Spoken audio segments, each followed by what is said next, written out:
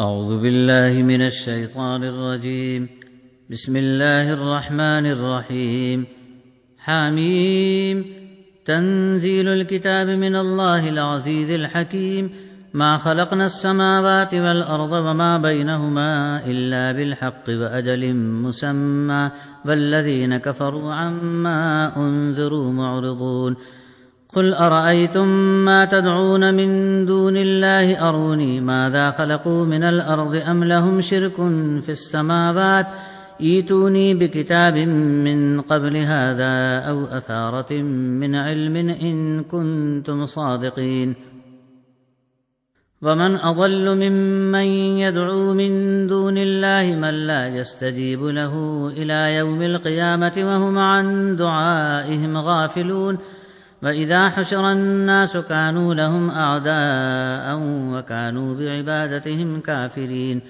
وإذا تتلى عليهم آياتنا بينات قال الذين كفروا للحق لما جاءهم هذا سحر مبين.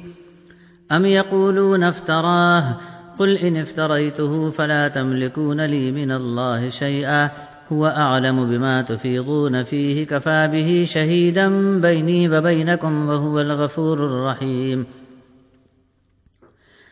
قل ما كنت بدعا من الرسل وما أدري ما يفعل بي ولا بكم إن أتبع إلا ما يوحى إلي وما أنا إلا نذير مبين. قل أرأيتم إن كان من عند الله وكفرتم به وشهد شاهد من بني إسرائيل على مثله فآمن واستكبرتم إن الله لا يهدي القوم الظالمين. وقال الذين كفروا للذين آمنوا لو كان خيرا ما سبقونا إليه وإذ لم يهتدوا به فسيقولون هذا إفك قديم. ومن قبله كتاب موسى إماما ورحمة وهذا كتاب مصدق لسانا عربيا لينذر الذين ظلموا وبشرى للمحسنين. إن الذين قالوا ربنا الله ثم استقاموا فلا خوف عليهم ولا هم يحزنون أولئك أصحاب الجنة خالدين فيها جزاء بما كانوا يعملون. ووصينا الإنسان بوالديه إحسانا حملته أمه كرها ووضعته كرها وحمله وفصاله 30 شهرا حتى إذا بلغ أشده وبلغ 40 سنة قال رب أوزعني أن أشكر نعمتك التي أنعمت علي وعلى والدي وأن أعمل صالحا ترضاه وأصلح لي في ذريتي إني تبت إليك وإني من المسلمين. أولئك الذين نتقبل عنهم أحسن ما عملوا ونتجاوز عن سيئاتهم في أصحاب الجنة بعد الصدق الذي كانوا يوعدون. والذي قال لوالديه أف لكما أتعدانني أن أخرج وقد خلت القرون من قبلي وهما يستغيثان الله ويلك آمن إن وعد الله حق فيقول ما هذا إلا أساطير الأولين.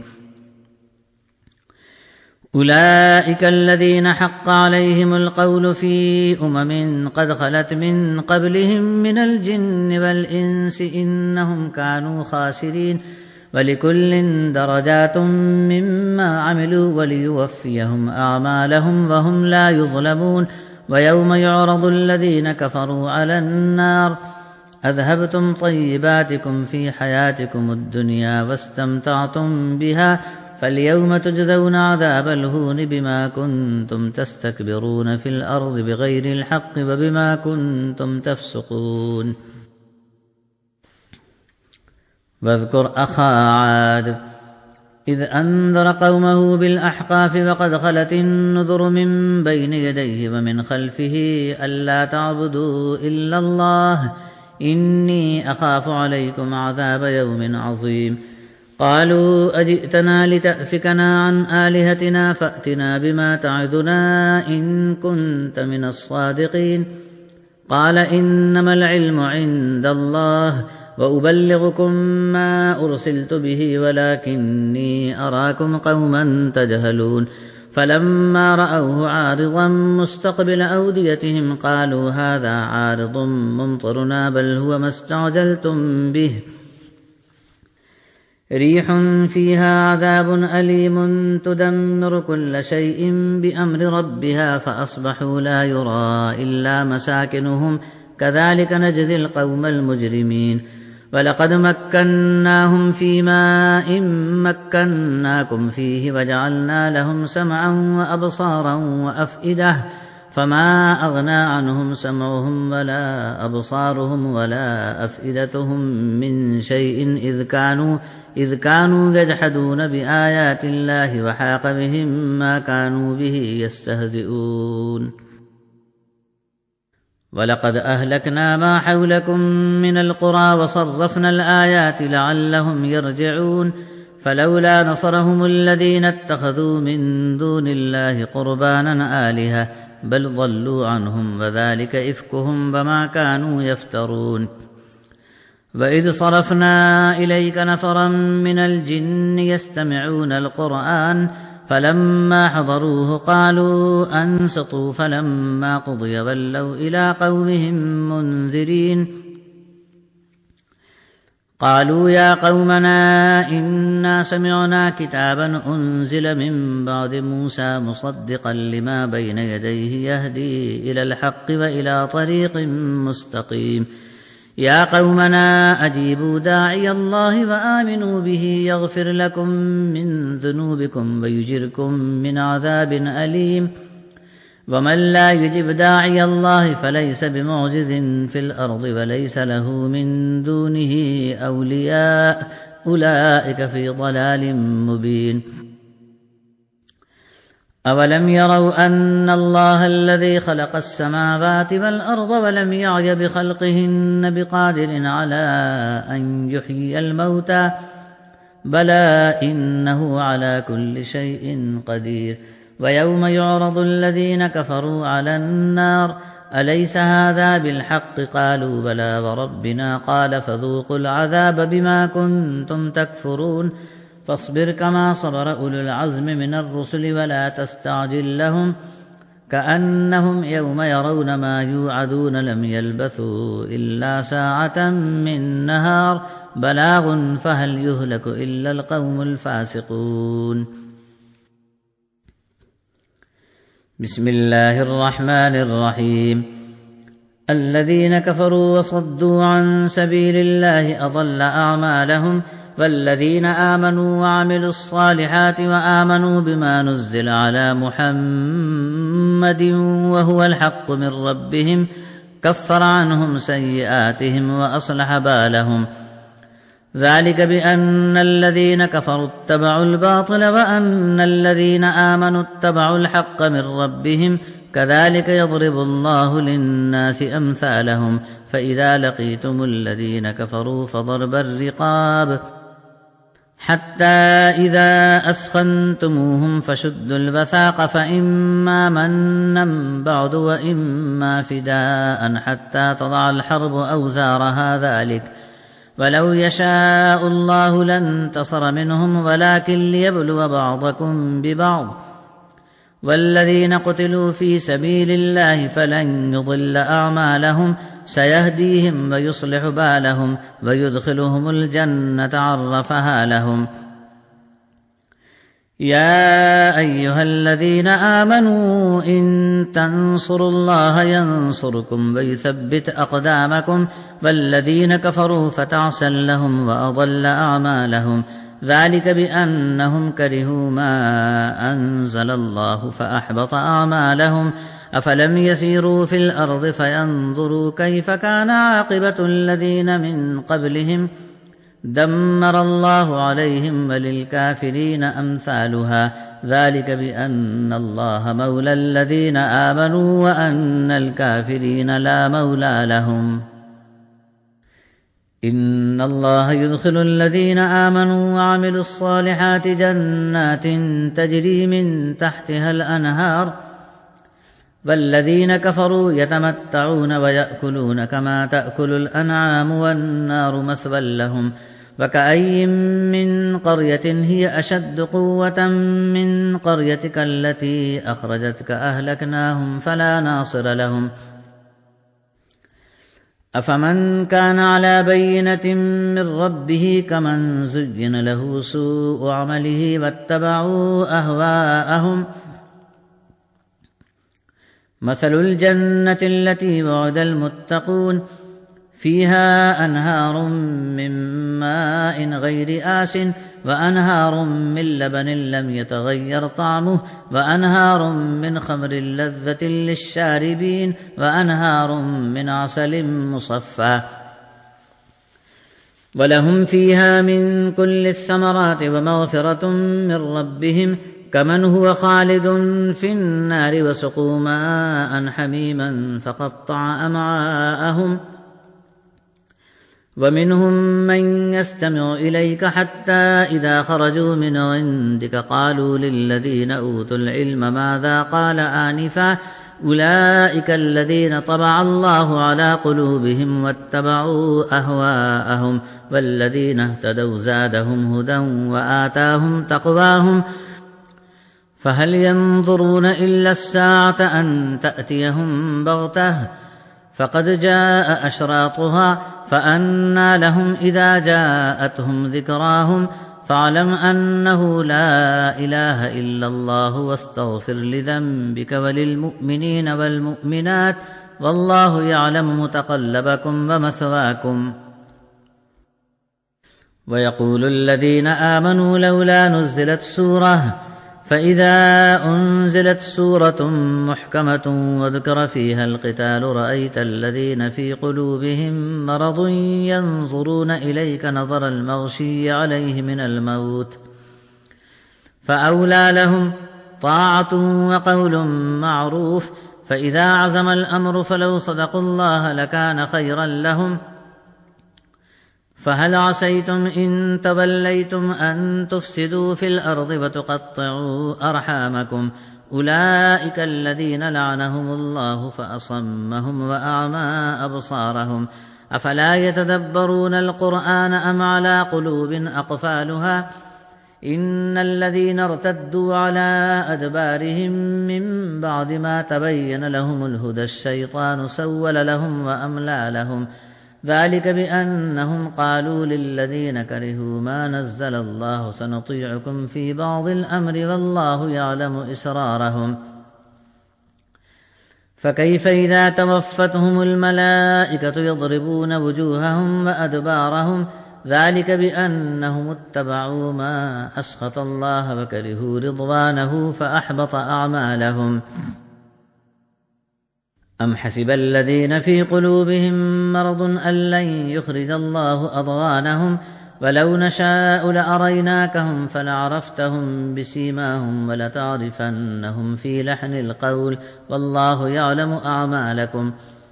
ولنبلونكم حتى نعلم المجاهدين منكم والصابرين ونبلو أخباركم إن الذين كفروا وصدوا عن سبيل الله وشاقوا الرسول من بعد ما تبين لهم الهدى لن يضروا الله شيئا وسيحبط أعمالهم يا أيها الذين آمنوا أطيعوا الله وأطيعوا الرسول ولا تبطلوا أعمالكم إن الذين كفروا وصدوا عن سبيل الله ثم ماتوا وهم كفار فلن يغفر الله لهم فلا تهنوا وتدعوا إلى السلم وأنتم الأعلون والله معكم ولن يتركم أعمالكم إنما الحياة الدنيا لعب ولهو وإن تؤمنوا وتتقوا يؤتكم أجوركم ولا يسألكم أموالكم إن يسألكموها فيحفكم تبخلوا ويخرج أضغانكم ها أنتم هؤلاء تدعون لتنفقوا في سبيل الله فمنكم من يبخل ومن يبخل فإنما يبخل عن نفسه والله الغني وأنتم الفقراء وإن تتولوا يستبدل قوما غيركم ثم لا يكونوا أمثالكم. بسم الله الرحمن الرحيم. إنا فتحنا لك فتحا مبينا ليغفر لك الله ما تقدم من ذنبك وما تأخر ويتم نعمته عليك ويهديك صراطا مستقيما وينصرك الله نصرا عزيزا. هو الذي أنزل السكينة في قلوب المؤمنين ليزدادوا إيمانا مع إيمانهم ولله جنود السماوات والأرض وكان الله عليما حكيما. ليدخل المؤمنين والمؤمنات جنات تجري من تحتها الأنهار خالدين فيها ويكفر عنهم سيئاتهم وكان ذلك عند الله فوزا عظيما. ويعذب المنافقين والمنافقات والمشركين والمشركات الظانين بالله ظن السوء عليهم دائرة السوء وغضب الله عليهم ولعنهم وأعد لهم جهنم وساءت مصيرا. ولله جنود السماوات والأرض وكان الله عزيزا حكيما. إنا أرسلناك شاهدا ومبشرا ونذيرا لتؤمنوا بالله ورسوله وتعزروه وتوقروه وتسبحوه بكرة وأصيلا. إن الذين يبايعونك إنما يبايعون الله يد الله فوق أيديهم فمن نكث فإنما ينكث على نفسه ومن أوفى بما عاهد عليه الله فسيؤتيه أجرا عظيما. سيقول لك المخلفون من الأعراب شغلتنا أموالنا وأهلنا فاستغفر لنا يقولون بألسنتهم ما ليس في قلوبهم قل فمن يملك لكم من الله شيئا إن أراد بكم ضرا أو أراد بكم نفعا بل كان الله بما تعملون خبيرا. بل ظننتم أن لن ينقلب الرسول والمؤمنون إلى أهليهم أبدا وزين ذلك في قلوبكم وظننتم ظن السوء وكنتم قوما بورا. ومن لم يؤمن بالله ورسوله فإنا أعتدنا للكافرين سعيرا. ولله ملك السماوات والأرض يغفر لمن يشاء ويعذب من يشاء وكان الله غفورا رحيما. سيقول المخلفون إذا انطلقتم إلى مغانم لتأخذوها ذرونا نتبعكم يريدون أن يبدلوا كلام الله قل لن تتبعونا كذلكم قال الله من قبل فسيقولون بل تحسدوننا بل كانوا لا يفقهون إلا قليلا.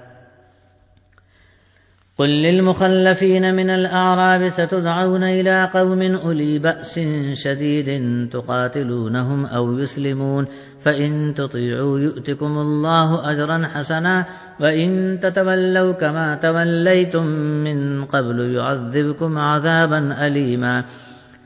ليس على الأعمى حرج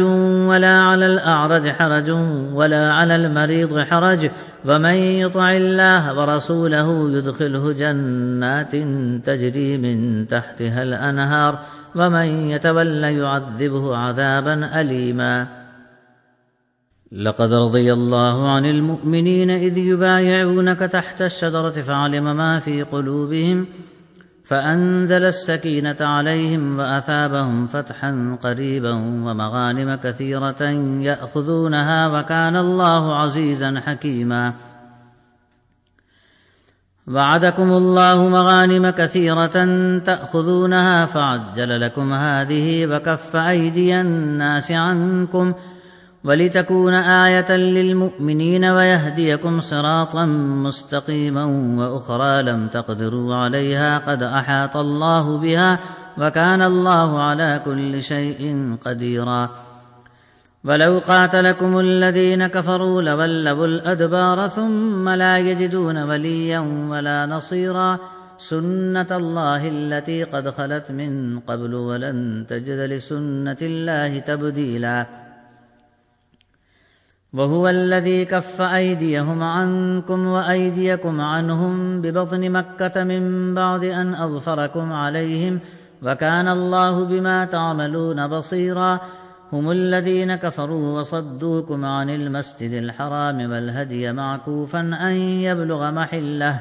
ولولا رجال مؤمنون ونساء مؤمنات لم تعلموهم أن تطؤوهم فتصيبكم منهم معرة بغير علم ليدخل الله في رحمته من يشاء لو تزيلوا لعذبنا الذين كفروا منهم عذابا أليما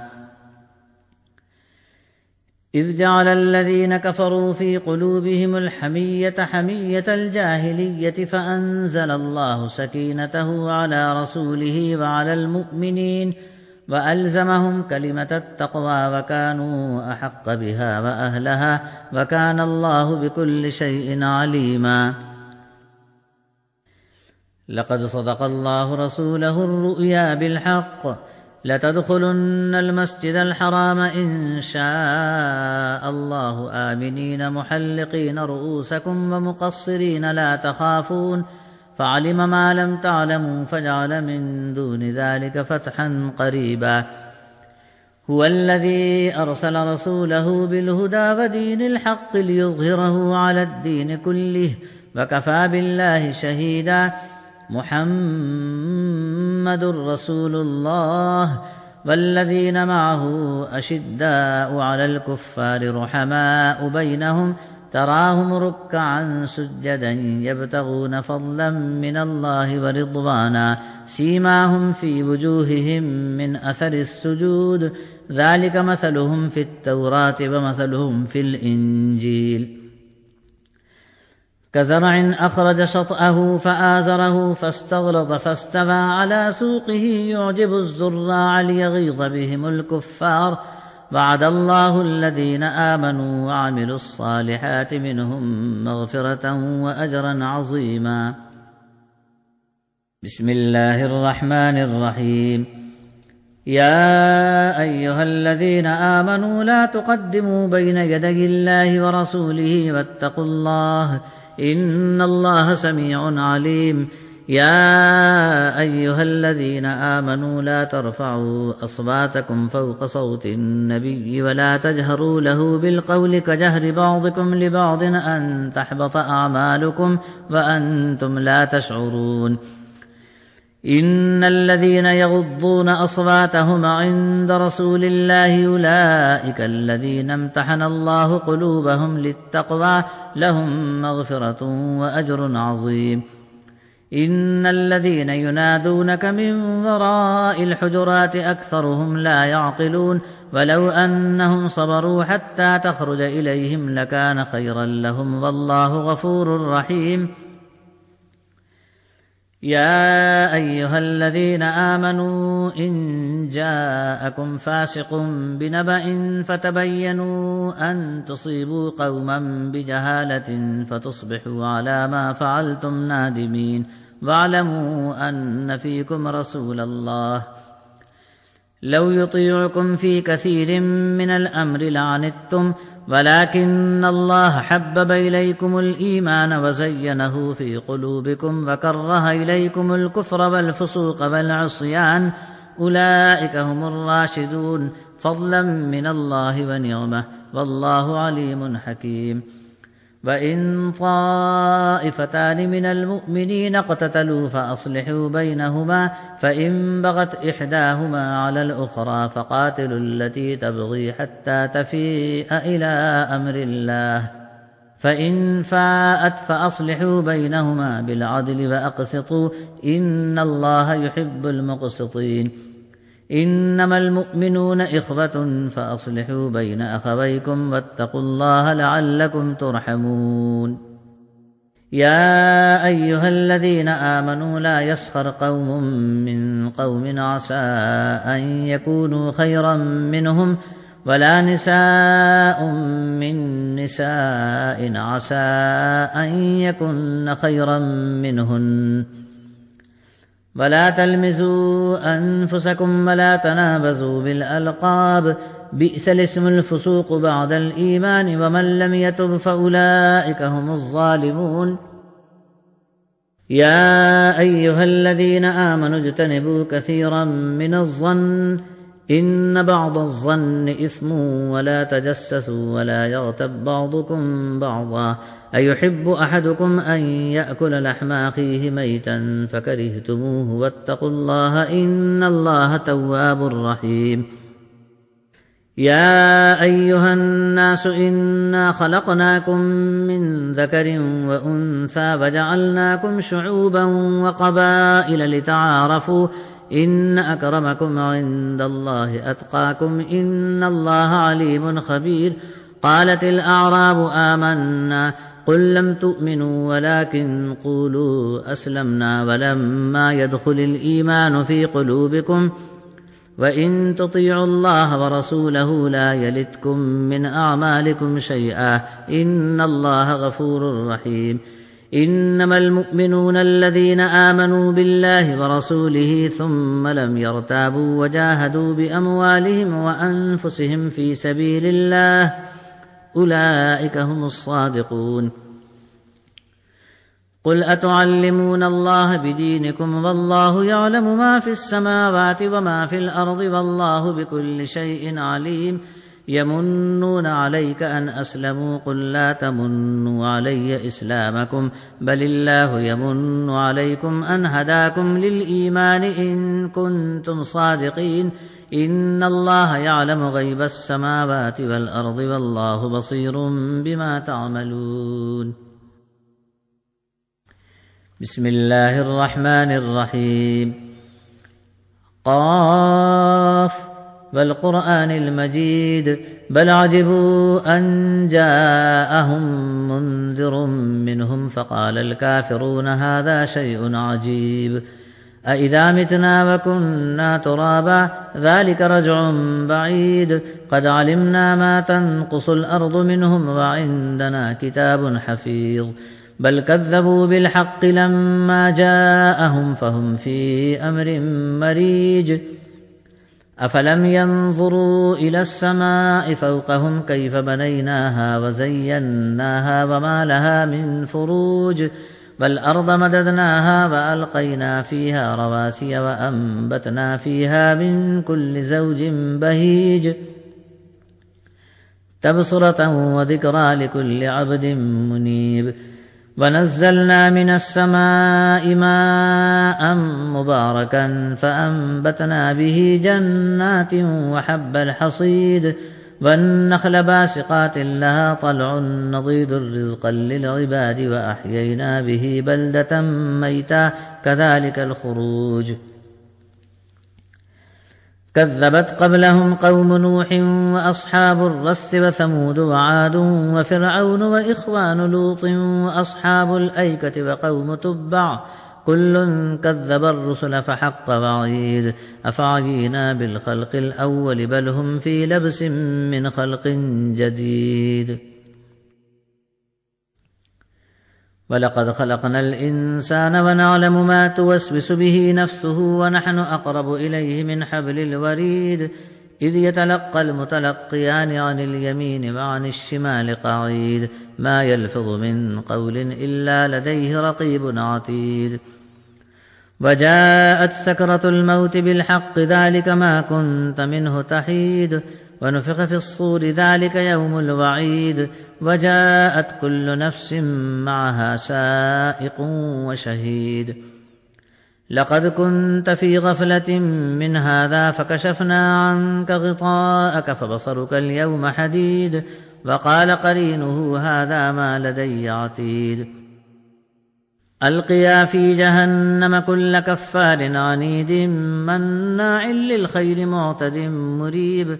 الذي جعل مع الله إلها آخر فألقياه في العذاب الشديد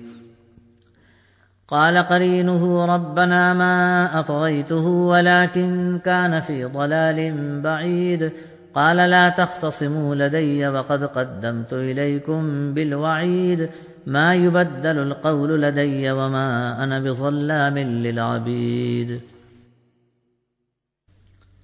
يوم نقول لجهنم هل امتلأت وتقول هل من مزيد وأزلفت الجنة للمتقين غير بعيد هذا ما توعدون لكل أواب حفيظ.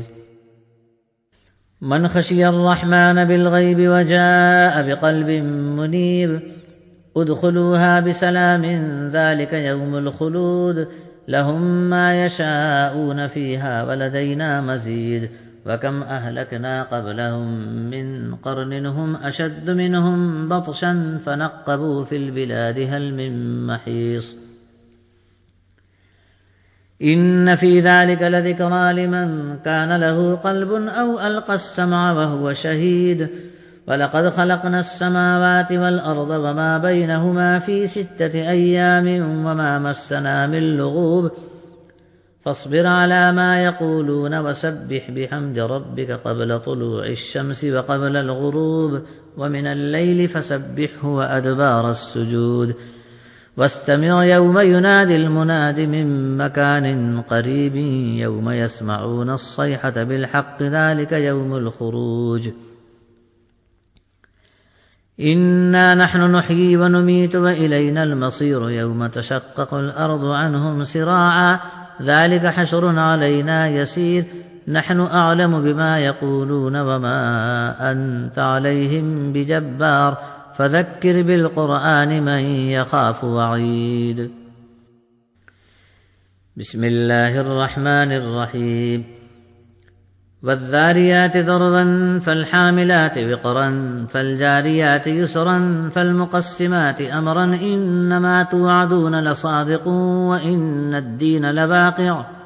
والسماء ذات الحبك إنكم لفي قول مختلف يؤفك عنه من أفك قتل الخراصون الذين هم في غمرة ساهون يسألون أيان يوم الدين يوم هم على النار يفتنون ذوقوا فتنتكم هذا الذي كنتم به تستعجلون. إن المتقين في جنات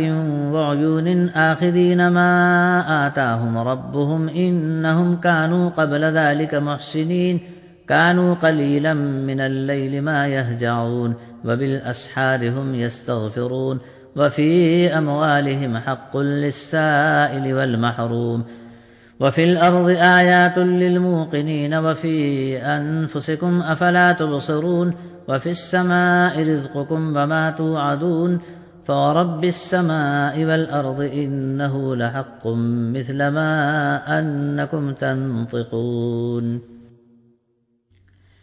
هل أتاك حديث ضيف إبراهيم المكرمين إذ دخلوا عليه فقالوا سلاما قال سلام قوم منكرون فراغ إلى أهله فجاء بعجل سمين فقربه إليهم قال ألا تأكلون فأوجس منهم خيفة قالوا لا تخف وبشروه بغلام عليم فأقبلت امرأته في صرة فصكت وجهها وقالت عجوز عقيم قالوا كذلك قال ربك إنه هو الحكيم العليم. صدق الله العظيم.